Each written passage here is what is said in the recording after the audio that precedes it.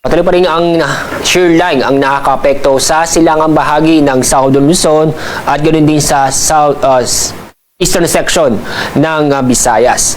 Samantala, ang northeast monsoon o amihan ay patuloy pa rin nakakaapekto sa malaking bahagi ng Luzon.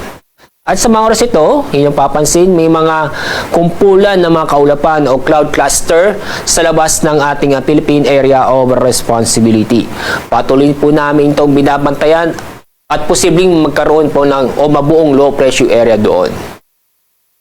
At sa ating lagay na panahon ngayong araw, dahil sa shear line, dito sa Luzon, makakaranas ng maulap na kalangitan na may mga kalat-kalat na pagulan at isolated thunderstorm sa mga lalawigan ng Sorsogon at Masbate.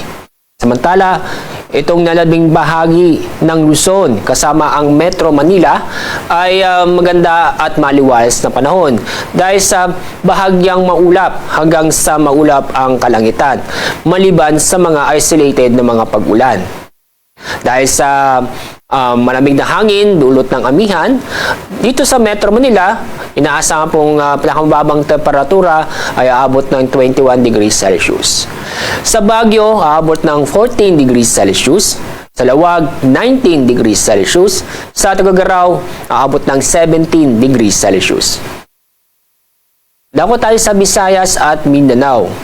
Ang buong Visayas, kasama na rin ang lalawigan ng Dinagat Island, Surigao del Norte at Surigao del Sur. Dahil sa shear line, makakaranas ng maulap na kalangitan o halos buong araw maulap ang kalangitan na may mga kalat-kalat na pag-ulan at isolated thunderstorm.